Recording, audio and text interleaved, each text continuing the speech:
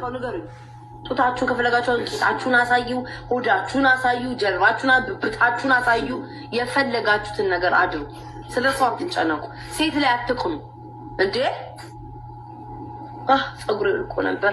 ምንድን ነሽ አንቺ? ከየት ሆስፒታል ነው ያመለጥሽው?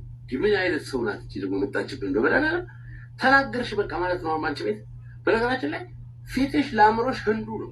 በነገራችን ላይ እንደዚህ መስለሽ ራሱ ያልተጠበሰ ጀበና መስለሽ አርቲፊሻል ተወጣጥረሽ ራሱ ፊትሽ ያምራል ከአእምሮሽ። በጣም ኮሽታ አለብሽ። እኩዮችሽ ይልቁሻል እኮ ታናናሾችሽን ደግሞ ታበላሻለሽ። የኛ የሁለታችሁንም ሰማሁኝ። በእውነት እንደው አስተያየት ባልሰጥ ደስ ይለኝ ነበር፣ ግን እንደዚሁ ምን ብዬ ልለፍ መሰላችሁ?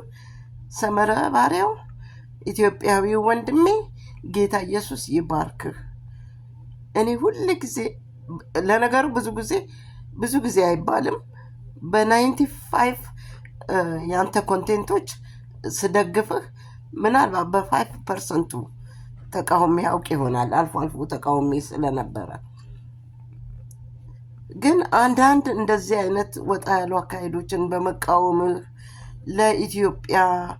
ለኢትዮጵያውያንነት ስለምታደርገው ምክርና ቁጣም ተግሳጽም እግዚአብሔር አምላክ ይባርክ። ጨዋ ቤተሰብ ያሳደገ እኔ እንደውም እንዲህ አይነት ማለት እንደ ኢትዮጵያ ውስጥ ምን አይነት አባት አሳደገው? ምን አይነት እናት አሳደገው? ወይስ ከትምህርት ቤት ነው ያመጣው? ይሄንን በኋላ ሎየር ነህ። ቤተሰቦችን እግዚአብሔር አምላክ ይባርካቸው። ልጆችህ የታደሉ ልጆች ናቸው።